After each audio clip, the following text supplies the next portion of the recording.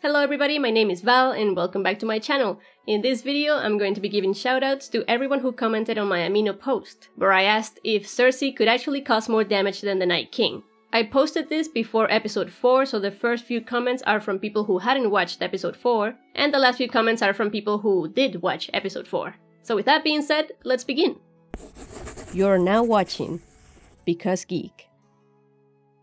The first comment is from Valk, or V-A-L-K, who says, Jaime could call the Lannister army to his side, since he is the Lord of Casterly Rock, and that would really fuck her numbers-wise. This comment also has a reply from Pie in the Sky, which is very helpful because it's very similar to what I would have said. Not sure about that, would say that the Golden Company probably makes up the majority of her force at the moment. He's also not Lord of the Rock, I believe. Yeah, I had to look that up because I was also confused about whether the deal with Tywin actually went through, and according to the wiki, it did not. So no, Jaime is not the Lord of Casterly Rock, but I do agree that the Golden Company is just way too large for it to matter much. Sadly. But I would like to see that nonetheless. Jace the Bard says, honestly, I think you're right about the unearned win. The one thing I think Cersei has is her tactical mind and ruthlessness, which is why I'm betting we see some dragons go down right away and possibly a lot of people being burned alive in masses due to the alchemist fire. Probably the wrong term. I'm tired. Yeah, wildfire. I also think the show should have never been called Game of Thrones, as that kind of seems why they made Cersei now seem to be the final threat. So yeah, that's kind of like the idea I had that David and Dan wanted the show to be about the Game of Thrones, and that's why they called it Game of Thrones, and they were never truly interested in the fantasy side of things, so that's why they just finished the Night King's plot without much fuss, because they wanted to get it over with and move on to political games again. So yeah, maybe that's why they called it that, because they could have just as easily called it A Song of Ice and Fire. I can't think of any other reason why they didn't call it that, so yeah. But yeah, you were right about some of the dragons going down right away. That definitely happened. And I'm expecting to see a lot of people being burned alive too. A Song of Ice and Fire says, whatever Cersei has planned, I believe she's going to be betrayed from all sides. The Golden Company will almost definitely second-guess their decision to fight for her once Daenerys and Aegon come flying in on Drogon and Rhaegal. The Targaryen heritage, although a bastard line, will be the cause of them breaking their contract. I also think that Euron will, once he sees that the Golden Company has swapped sides, will do something to benefit only himself. He has his eyes on the throne and will do anything to get it, but the biggest betrayal for her will come from Qyburn. I'm 100% behind the theory that the only reason he helped Jaime after losing his hand was to get to King's Landing and do something to the Lannister family. They are, after all, the reason he was left for dead at Harrenhal, after Gregor Clegane and the Lannister army killed everyone before they left. And for Qyburn to resurrect Gregor, it must be because he plans on using him to execute his plan.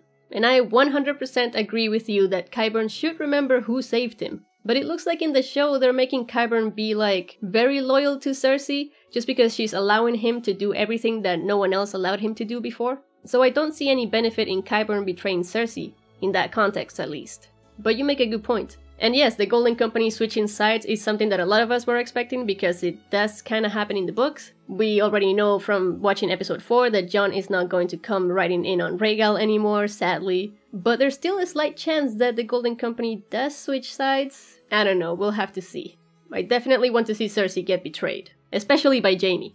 Tiger Eyes says, hey Val, after watching Game of Thrones Season 8 Episode 3, who cares about Cersei's death or outcome? Just want to watch Clegane Bowl. Just kidding. Yes, I totally agree. We are going to see Clegane Bowl, it's happening, and we might as well get excited about it, if nothing else.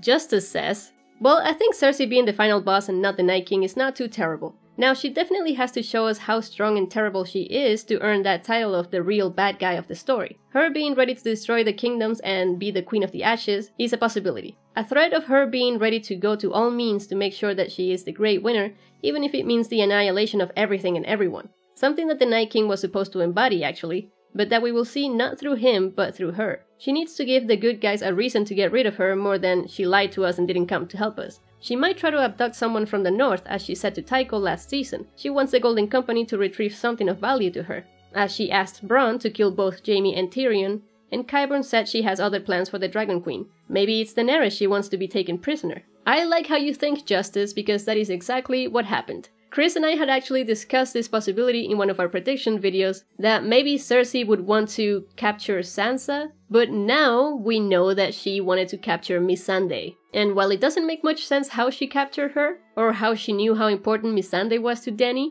probably because of Qyburn's little birds, Cersei knows everything, it was still a very impactful thing to watch. And it does seem like so far Cersei is causing more damage than the Night King. More psychological damage, at least. Even if the writing is a bit odd, they are making her be worse. James Period says, I mean, Cersei caused more damage so far than the Night King. She definitely has something up her sleeve, either for Jon and the others or the White Walkers. Yeah, that's a good point that I've seen a few people make as well, that Cersei has done way more horrible things before the Night King did anything to Winterfell. And now after watching episode 4, she is living up to her reputation. She's not doing anything to Jon or the White Walkers, she's only doing things to Dany, but I would love to see her doing something to Jon, that would be interesting. Sav L says, I feel so underwhelmed after the recent episode. To think that Cersei is the final boss has taken away from the whole purpose of having the Night King. Was there really a need for that storyline then?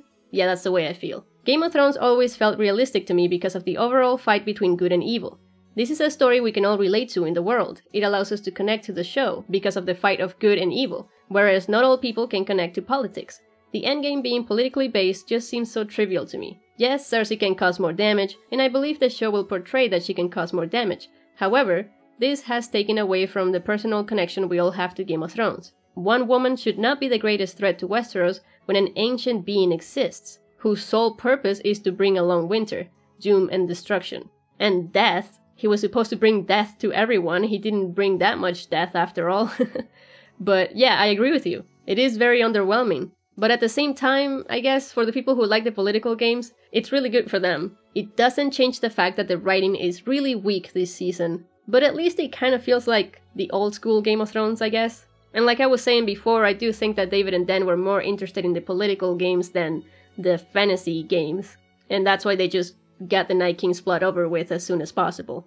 But yeah, we'll see. And hopefully we get the books, for those who are interested in how the fantasy story should actually end. Brynden R. Stark says, I don't think Cersei can do that much damage, but Sansa can. She has her side, and she is plotting to deal with what is left of Jon, Dany, and Cersei after they kill each other in King's Landing. Oh my god, Brynden. That's intense. Yeah, I wouldn't mind seeing Sansa doing that. That would be more interesting than her staying at Winterfell. So yeah, we'll see what happens with her. Game of Thrones says, it seems Bronn has been commissioned to kill Tyrion and Jaime. But was it really at the behest of Cersei? Could Euron or Qyburn be playing their hand here? Another thing, remember when Cersei spoke with the Iron Banker about having something returned to her? I'm guessing that she is going to have Sansa abducted.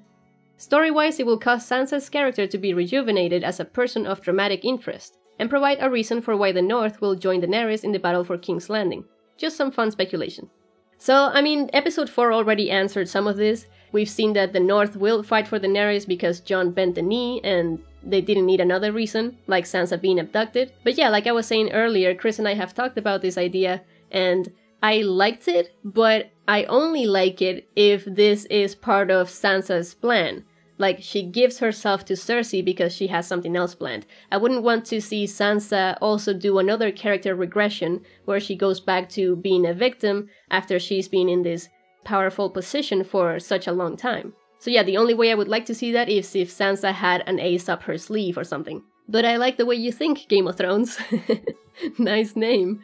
And yeah, speaking of Qyburn or Euron being the ones that sent Bronn to kill Jaime and Tyrion, I don't see why they would have to hide this from Cersei, because Cersei clearly wants to do this, so there is no need to do it behind her back. Actually, you know what? After thinking about it more, you do have a good point, because Cersei has had a chance to kill Jaime and Tyrion, and she's never done it.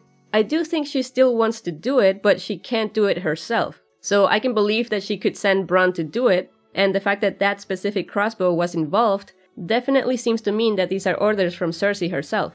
But again, we'll see. It's a good point nonetheless.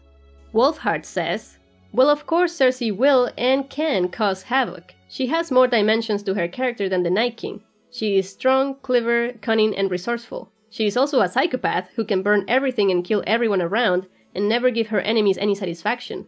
The Night King was one-dimensional. Take away his magic and he's a joke. I can't read the rest because it's a spoiler and I'm trying to stay away from spoilers from leaks. It's a really old one, we still don't know what it means, but I'm going to avoid it. If you want to read what it is, just go to the Amino app and find my post. But yeah, Wolfheart also says, I think after episode 3, it's a whole new ballgame. Anything can happen in Game of Thrones.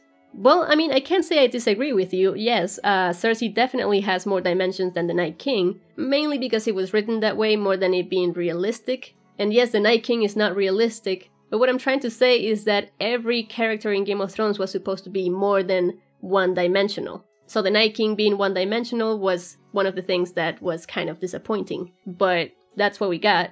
So, yeah, Cersei and all of her dimensions can definitely cause more damage now than the Night King that we got. And I think I said this earlier in the video, but I think Cersei is more capable of psychological damage rather than just physical damage, which is a whole other thing, especially for Dany as we saw in episode 4. Christopher Bradison says, "The thing is, the living can make actual rational thought process decisions, unlike the dead, except the Night King and generals. In that respect, the Golden Company along with Cersei and her inner circle, I believe can wield more damage and devastation. Plus, killing Cersei will not drop the rest of her crew, unlike that of the Night King." Yeah, that goes along the same lines as what we were just talking about, that Cersei has more potential for damage because she can make rational decisions, and that's scarier than just mindless whites. But yeah, you're also very right that killing Cersei would not kill the rest of her army, so that also makes her be able to cause more damage. Yeah. Although, if Cersei dies, I guess the sellswords would probably stop fighting for her, because they wouldn't get paid the rest of their money. So there's that too. Tormund Giantsbabe says, "George R. R. Martin did say that, like Lord of the Rings ending when Sauron was killed after the ring was destroyed. Cersei is going to get God, even though the main threat was destroyed. And we all know how much George R. R. Martin was influenced by Tolkien." Yeah, that is also a very good point. I do think that there is a chance that in the books we also get a humans against humans conflict after the Night King is destroyed. Just a correction here. When I say Night King, I mean White Walkers, since we don't have a Night King in the books. Or at least not yet. But you know what I mean. But I still expect the Night King to have a lot more dimensions than just wanting to kill and just representing death. Or the battle itself will have a lot more meaning than it did, and it will have more realistic consequences. So if it happens that way in the books, I would be a lot more okay with having a human conflict in the end. So that also goes with what I was saying in my last video, that I think everything that is happening in the story is very possible, but it seems impossible because it wasn't written with the correct setup, and it was too rushed for us to be able to believe it. Snails says, "I feel that Cersei is the perfect end boss. Her and her son caused so much crap that it's time her prophecy came true, and I hope it's Tyrion that fulfills it." Yeah, I mean, yeah, I'm with you. Definitely hope it's Tyrion or Jaime who fulfills it. And yeah, like we were saying earlier, she has caused a lot more damage already, before episode 3 of season 8. Evan Obsidian says, "Well, Cersei has Wildfire, Qyburn, and, well, her insanity, so don't underestimate her. I feel such a letdown from last week. It's been a struggle to hype myself up. I have no choice as I've invested so many years with the books and show. I still think George R. R. Martin is not happy with what David and Dan have done. He will never say it, but he has a right to make changes in his books if he wishes. Jaime should be the one to kill Cersei, and no, I don't mean Arya wearing his face. Give him or Tyrion their moment to shine. They have more than earned it." Yeah, exactly. I also believe that Arya shouldn't be the one to kill Cersei. It would be way too much for that one character. She already got to kill the Night King, so give Cersei's death to someone else, especially Tyrion or Jaime, whose storylines are so intertwined with Cersei. That's what I want to see, and I think a lot of people would be pleased with that as well. M. Kant says, "I am very afraid for Dany in this episode. The way that she has been established in this season as someone who is power-obsessed and very unlikable has led me to believe that she will die a horrible death at the hands of Cersei.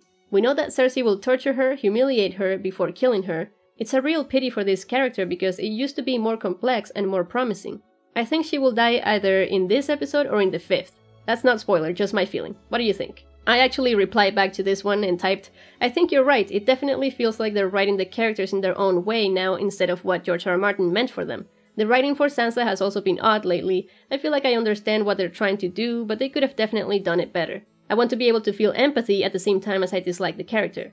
And that is the problem. I mean, if they had spent a bit more time on explaining to us why these characters feel the way that they feel and why they're acting in the way that they're acting, we would have been able to connect with them a bit more. We would have been able to feel more empathy, which would have felt more realistic than just disliking them because they're being jerks to each other for no reason, or for no clear reason. But yes, I do also think that Dany is heading towards death. I don't think she will die before episode 6 because she's just such a big actress for the show, and they do worry about that stuff. So that is the only reason I could see her making it to episode 6. But yeah, I mean, the show could totally pull another subverted expectations and make her all of a sudden be likable again and not mad. So I don't know, anything is possible, right? Anything is possible at this point. Hugh G. Rection said,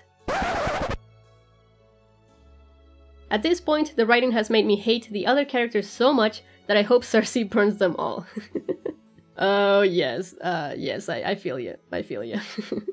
Ava, or Ava, says, "Well, after having seen the latest episode now..." Oh yes, so these are comments after people watch episode 4. "I would say that Cersei and Euron can indeed cause more damage than the Night King, but I'm not sure if I like that. Maybe that's because episode 3 felt quite underwhelming and didn't give an answer to many questions that had been set up before. Sadly, it feels like next episode we are going to have 2 Mad Queens fighting each other. I do not like the way Daenerys' character is written lately. It doesn't feel completely right to me." So yes, again, I don't think it was written properly, but it is possible for her character to get to that point. It's just not satisfying, because we're all so confused about it, right? Jax the Exalted says, "The real question is, can David and Dan cause more damage? It seems like the biggest threat to the season is their bad writing." Yeah, I mean, good comment. We can't deny that the writing has taken a hit in the quality. I mean, that is an objective fact. If you compare it to storytelling standards and rules, an English teacher would give it a D-. Yes, the show still looks cool as hell. Yes, it still gives us emotional reactions and shocks. But the writing has too many plot holes and amateur mistakes and continuity errors and so many things that we can't ignore. But again, I will just enjoy it for what it is now. Arya Stork says, "The last few seasons have been bad writing after bad writing, finally culminating in this child's fanfic on a high budget. If we want to try and find meaning in Cersei being the final villain, the best I could think of is this quote: 'Humans were the true monsters and villains, more real than any novel or fantasy could invent.'" Yeah, I mean, I really like the approach you're taking there. Even though it's clear, as I said, that the writing isn't as good as it used to be, we can still find some meaning in it, because it is possible that these are the major beats from George, that were simply too rushed in the show. But yeah, I mean, it's true, humans are the real monsters, and I think George would agree. But anyway, that's all of the comments. Thank you so much to everyone who participated, and thank you so much for watching. Leave a like if you liked it, subscribe for more, click on the bell to get notified about my new videos, and I will see you in the next one! Also check out Blaze Manga's Etsy shop. They're selling some really cool posters with some of their original Game of Thrones fan art. The link will be in the description, and you can use my discount code BecauseGeek to get 15% off. So yeah, check them out!